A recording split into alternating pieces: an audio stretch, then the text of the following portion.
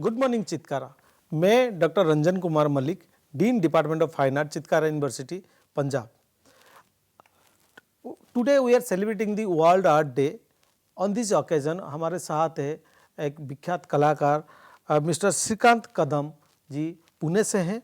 वो bachelor degree BFA Pune university से और master degree painting Pune university से है, और वो मेंबर है बॉम्बे आर्ट सोसाइटी का, वो इलेक्टेड मेंबर है। और सर, स्वागत है चितकारा यूनिवर्सिटी में आपको। और आज वर्ल्ड आर्ट डे का सेलिब्रेशन हम लोग सारे कर रहे हैं। एज एन आर्टिस्ट, आपका जो जर्नी रहा, आप एक फिगरेटिव आर्टिस्ट से थे और पुणे महाराष्ट्र में आप नोन नहीं है, इसके साथ आप इंडिया में, वर्ल्ड में बहुत सारे शोज कर चुके हैं, एग्जीबिशन कर चुके हैं आपका। और आप एक एकेडमिशियन है, वाइस प्रिंसिपल भी आपने आर्ट कॉलेज में भी आपने कार्यरत थे। और ये जो जर्नी रहा सर, कैसा उसका आप एक्सपीरियंस रहा, एक आर्टिस्ट और एक एकेडमिशियन और एक advisory member? First of all मैं आपने मुझे चितकारा यूनिवर्सिटी में as an expert, art expert करके इनवाइट किया, इसलिए मैं आपको धन्यवाद देना चाहता हूँ।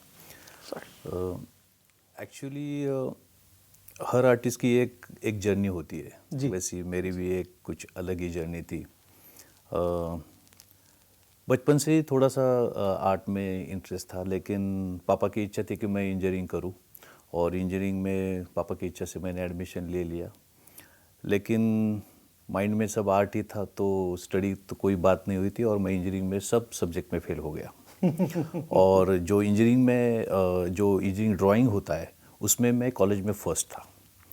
तो कुछ हमारे पास के सीनियर्स थे जो आर्ट कॉलेज में सीख रहे थे, उन्होंने गाइड किया पापा को कि इसको आर्ट पसंद है तो हाँ, तो इसको आर्ट एजुकेशन में दे सकते। तो इसकी कोई पता भी नहीं था पापा को कि ऐसे आर्ट कॉलेजेस होते हैं और ये सब होता। तो मैं इंटर कर दिया। तो जैसे मैंने इंटर कर दिया तो मुझे लगा कि यार ये कुछ मेरा है, ये कुछ मेरी जगह है, और मैं यहाँ कुछ एंजॉय कर सकता हूँ एजुकेशन का। राइट।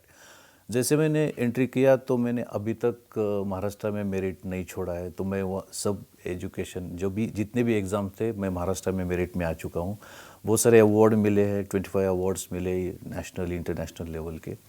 तो ऐसे मेरी जर्नी शुरू हो गई, और मुझे थोड़ी सी ये इच्छा थी कि मैं थोड़ा सा आर्ट एजुकेशन में काम करूँ। थोड़ा सा वो जो प्योर काम है ज्ञानदान का, वो मैं थोड़ा सा सोच रहा था कि करूँ।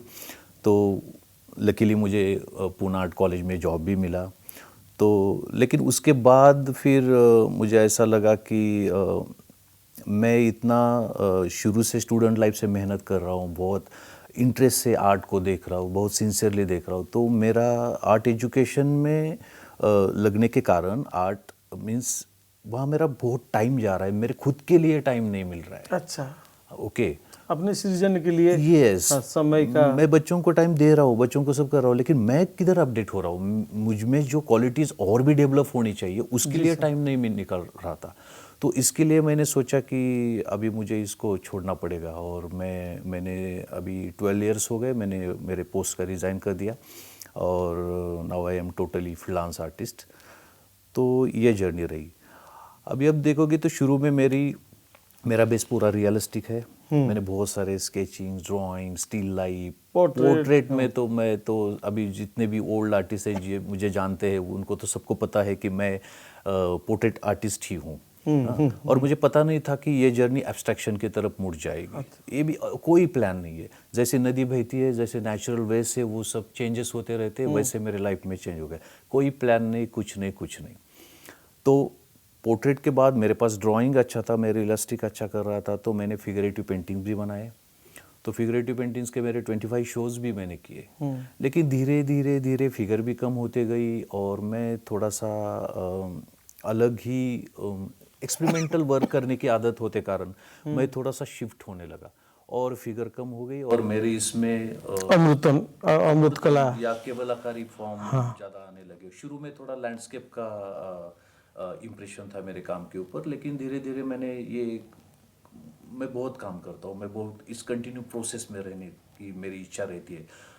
तो मैं रेगुलरली काम होते कारण मेरे काम में चेंजेस भी वैसे ही आते हैं। बहुत सारे तो इसके फेजेस से काम वो का। जो लैंडस्केप के जो फॉर्म होते हैं ना वो कम होते गए और प्योर एब्स्ट्रैक्शन की जर्नी मेरी आपका पेंटिंग में जनरली मैंने देखा बहुत एक बड़ा संदेश रहता है, कलर का बहुत बड़ा प्ले है। एलोंग दैट आप ज्योमेट्रिकल फॉर्म भी यूज करते हैं, sometimes sparkling colours and unusual. आपका जो कलर का टोनल ग्रेडेशन है बड़ा चमत्कार है ना। क्या ये प्लान करके करते हैं ना ये कंटिन्यू प्रोसेस में आता है? नहीं बेसिकली अभी जब हम लोग सीखते हैं तो कुछ प्लान करके पहले रफ स्केच करते हैं, उसको डेवलप करते हैं। लेकिन अभी एक कॉन्फिडेंस होता है ना आर्टिस्ट में। मुझे ऐसा कहना है कि आर्टिस्ट ने भीड़ना चाहिए कैनवास को, है ना। उसके उसमें डेयरिंग होनी चाहिए। वो डरेगा तो फिर क्या होगा। तो एब्स्ट्रैक्शन एक स्पॉन्टेनियस प्रोसेस है। ओके, तो शुरू में मैंने बहुत सारे वाटर कलर्स बनाए, तो मुझे एक्रेलिक मीडियम में शिफ्ट होने के लिए इतना तो प्रॉब्लम नहीं आया। तो अभी आप कलर की बात की है। बेसिकली मैं स्पोर्ट्समैन हूँ, मैं ट्रैकर भी हूँ। मैंने बहुत सारे ट्रैक्स किए हैं महाराष्ट्र में, पूना के आजू बाजू में तो बहुत सारे फोर्ट्स है, ये है। तो मैं नाइट ट्रैक भी बहुत कर चुका हूँ। मैं बुलेट राइड भी कर चुका हूँ हिमालय में, लेह लद्दाख और ये सब Spiti valleys as an biker. तो मुझे बाद में ऐसा लगने लगा कि मैं अगर नेचर में जाता हूँ ना तो मैं बहुत कुछ अलग ही फील करता हूँ, मुझे बहुत सुकून मिलता है ना। तो जैसे मैं एंटर होता हूँ तो आर्टिस्ट के लिए ऑब्जर्वेशन बहुत इंपॉर्टेंट चीज़ होती है और किसी के भी साथ होना ही चाहिए। वैसे मैं बहुत ऑब्जर्व करता हूँ नेचर को मैं पहले फील करने की कोशिश करता हूँ।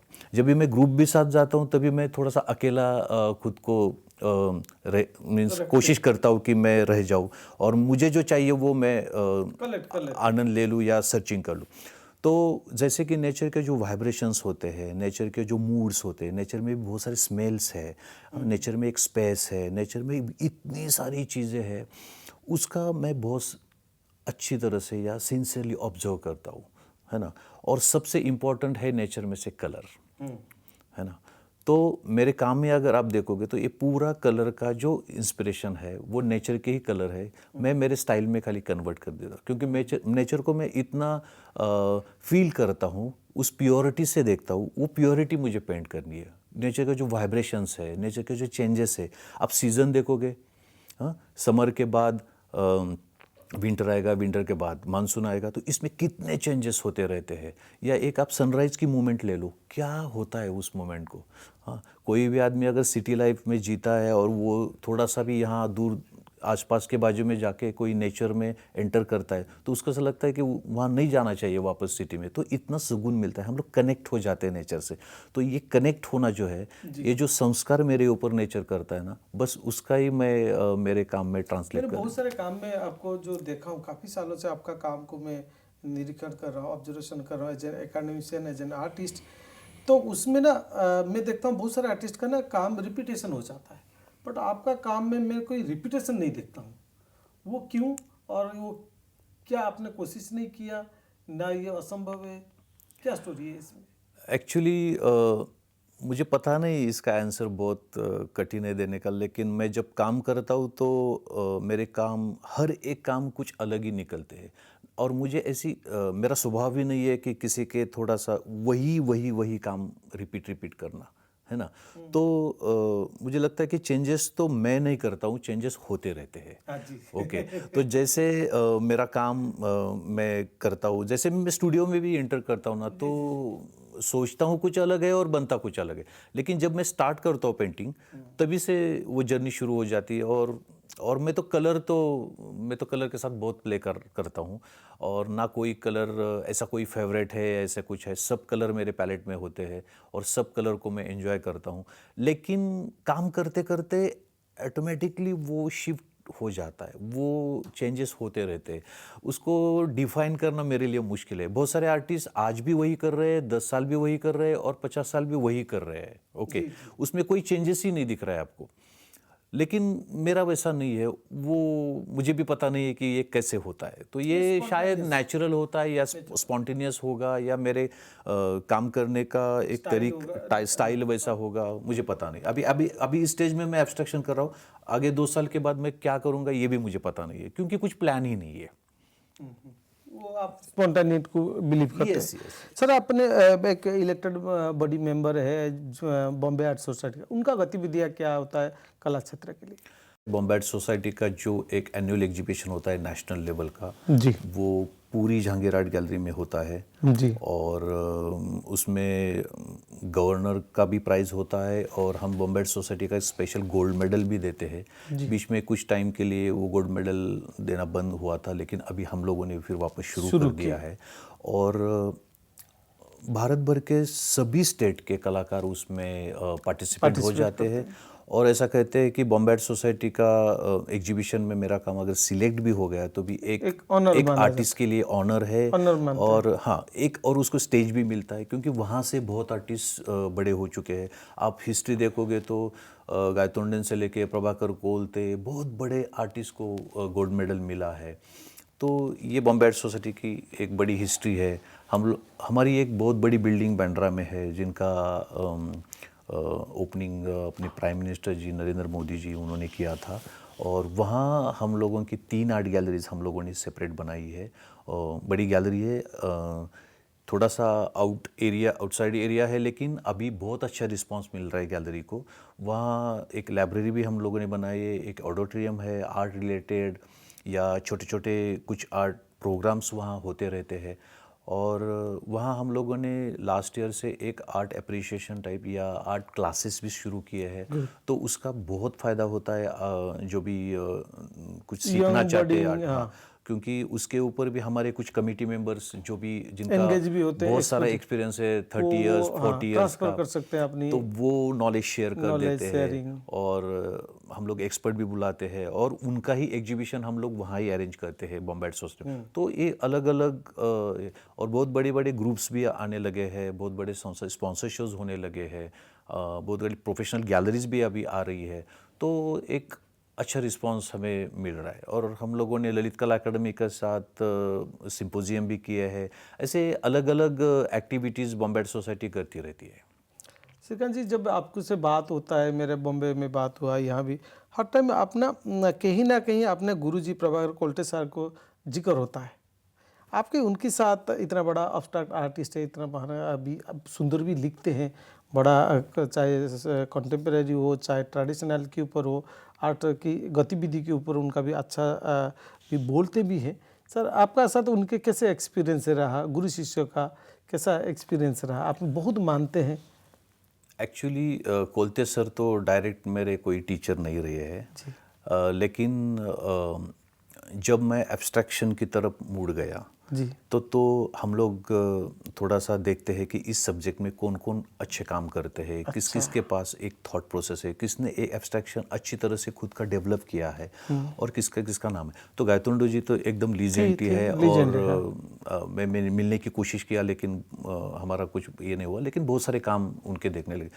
तो फिर एब्स्ट्रैक्शन को पास से समझने के लिए, और एब्स्ट्रैक्शन के ऊपर बोलने वाले अभी ज़्यादातर लोग नहीं है, एब्स्ट्रैक्शन के ऊपर बहुत कुछ कम बोलने वाले हैं, और आर्टिस्ट तो थोड़ा कम ही बोलते हैं। लेकिन कोलते सर ऐसे एक लेजेंडरी पर्सन है जिन्होंने एब्स्ट्रैक्शन आम आदमी की तरफ में छोटे छोटे गाँव में पूछो या छोटे छोटे आर्ट कॉलेज में उन्होंने पहुँचाया है। ये बहुत बड़ा कंट्रीब्यूशन है, क्योंकि अगर कोई भी एब्स्ट्रैक्शनिस्ट हो, वो ज़्यादा एक तो इंटरव्यू होगा, या गायतोंडी जी ने तो कुछ कम ही शब्दों में अपना कुछ जो भी उनको कहना है वो बोल दिया, नहीं तो गायतोंडी जी तो बोलते नहीं। रामकुमार भी कहाँ बोलते थे? ऐसा नहीं है कि बोलना ही चाहिए, लेकिन वो सब जो दिखता है उनके आर्ट वर्क में हम लोग महसूस करते हैं, फील करते हैं।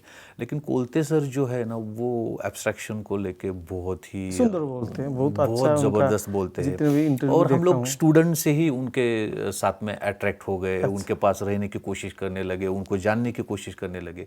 और वो जैसे है ना वैसे ही बोलते हैं, ऐसे कुछ नहीं है। मीन्स आप पास में भी रहेंगे ना तभी सब सर आर्ट के रिलेटेड ही बोलेंगे, बाकी कुछ नहीं बोलेंगे। तो ये जो होता है ना, ये बहुत इंस्पायरिंग होता है हमारे लिए। इसलिए ऐसे लगता है ना कि कोई लीजेंडरी पर्सन हमारे साथ में चाहिए, या उनसे बात करना है। थोड़ा भी 2-3 भी शब्द अगर उनके कान में पड़ गए ना हमारे, तो भी हमें ऐसा लगता है कि यार हमें कुछ करना चाहिए। मेरा कॉलेज छोड़ने का कारण भी कोलते सर ही है। तो ये बात है, तो ऐसा है। चलिए, वही है, एक बेस्ट एग्जाम्पल है गुरु शिष्य का। और आपने यहाँ चित्कारा में आए, यहाँ भी आपने गुरु शिष्य का परंपरा भी देखने को मिलता है। बिकॉज हमारा जो ऑनरेबल चांसलर है, ऑनरेबल प्रो चांसलर, और ये डॉक्टर मधु चित्कारा जो चांसलर है हमारा वो है डॉक्टर अशोक चितकारा सर है, वो एकेडमिशियन है। Okay. तो हम लोग भी वही गुरु शिष्य परंपरा में यहाँ भी हम लोग भी काम करते हैं और स्टूडेंट प्रायोरिटी दिया जाता है, स्टूडेंट एंगेजमेंट, स्टूडेंट एम्प्लॉयबिलिटी, इस बारे में ध्यान रखा जाता है। Each and every education institute कैसे ब्यूटिफिकेशन हो सकता है और हाइजीनिक एंड परफेक्शन, ये सारे में ध्यान दिया जाता है। सर, चितकारा में आपका एक्सपीरियंस कैसा रहा? मैंने चितकारा के बारे में बाकी के डिपार्टमेंट का तो इतना मुझे पता नहीं, लेकिन आर्ट डिपार्टमेंट के बारे में थोड़ा तो मैंने सुना था कि यार चितकारा में एक अच्छा कैंपस है, चितकारा में फाइन आर्ट कॉलेज भी बहुत अच्छा है। और उसके बाद में आपकी भी मुलाकात हो गई, तो जैसे मैंने गेट से एंटर किया चितकारा, तो चितकारा मुझे वेल डिसिप्लिन लगा। वेल मींस एक एनवायरनमेंट जो चाहिए आर्ट एजुकेशन को, वो यहाँ मुझे सब दिखाई देगी। और मैंने दिन में भी महसूस किया, और हम लोग यहाँ गेस्ट हाउस में रह रहे तो रात में भी हम लोग महसूस कर रहे थे। फाइन आर्ट की बात करेंगे तो जैसे कि आर्ट एक्सपर्ट करके आज आपने मुझे बुलाया है, वैसे बहुत कम यूनिवर्सिटीज़ है सर कि वो ऐसे आर्ट एक्सपर्ट को बुलाती है, क्योंकि जो प्रोफेसर्स होते हैं वही टीचिंग करते हैं और वही सब वहाँ एजुकेशन जो सिस्टम है वही चलती है। लेकिन आर्ट एक्सपर्ट की बहुत ज़रूरत है, क्योंकि और उसमें से भी आपने प्रोफेशनल आर्टिस्ट या आर्ट एजुकेनिस्ट उनको भी बुलाते हैं आप। तो ये जो कंट्रीब्यूशन है 3 दिन का, जो आर्टिस्ट बच्चों के साथ शेयर करता है अपना एक्सपीरियंस, ये अपने बच्चों के लिए बहुत मैटर करता है। जी जी। क्योंकि जो सिस्टम जो चल रही है, जो प्रोफेसर सिखाते हैं, उसके बजाय अगर कोई एक्सपर्ट आके अगर कुछ बोल दे, तो शायद इसमें से भी कोई बच्चा कुछ ले ले और आगे कुछ अपने फील्ड में काम करे। तो मुझे बहुत अच्छा लगा। बहुत बच्चे भी बहुत इंटरेस्ट लेके कुछ काम कर रहे हैं। मैंने भी उनके साथ काम किया, बच्चों ने भी मेरे साथ काम किया, और इतना अच्छा इंटरेक्शन हमारा 3 दिन का चल रहा है। और फिर बाकी तो चितकारा में कुछ कमी नहीं पड़ी। यहाँ सर ये जो कॉन्सेप्ट है ना, मास्टर लेक्चर सीरीज, हमारा ऑनरेबल मोहित चितकारा सर का कॉन्सेप्ट था, और वो था कि आप इंडस्ट्री को कोलैबोरेशन करो, जोड़ो। Yes. एनईपी 2020 से पहले, नेशनल एजुकेशन पॉलिसी यूजीसी का वो आने से पहले ये हमारा शुरुआत था। और ये चाहा कि इंडस्ट्री को आप एंगेज करो, इंडस्ट्री, क्योंकि एंड में तो बच्चे इंडस्ट्री में जाएंगे, फील्ड में जाएंगे, समाज में जाएंगे, वहाँ का जो एक्सपर्टीज है, जो एक्सपीरियंस लोग, वो यूनिवर्सिटी को हम लाते हैं और वो टीचर के साथ उनको, स्टूडेंट को अपनी नॉलेज शेयर करते हैं। ये हमारा कॉन्सेप्ट है। इसी तहत वो मास्टर लेक्चर सीरीज शुरू हुआ। परफेक्ट है सर, परफेक्ट है, और इसको आप कंटिन्यू कर दीजिए। जी सर। और जिनके भी मैंने अभी फोटोग्राफ्स देखे, आपने किन किन को मास्टर्स को बुलाए, ज़बरदस्त लोग हैं सब, और इसका फ़ायदा ज़रूर आपके डिपार्टमेंट को और यूनिवर्सिटी को होगा। Thank you sir, thank you Kadam sir, आप आए और हमारा गुड मॉर्निंग चितकारा में आप अपनी बात रखा, और वर्ल्ड आर्ट डे की 2025 में आपने अच्छा संदेश दिया, और उम्मीद करते हैं कि आपका टाइम अच्छा रहे, क्रिएटिविटी और भी सुंदर करिए, और चितकारा को दोबारा मिलते हैं। Thank you sir. Thank you very much.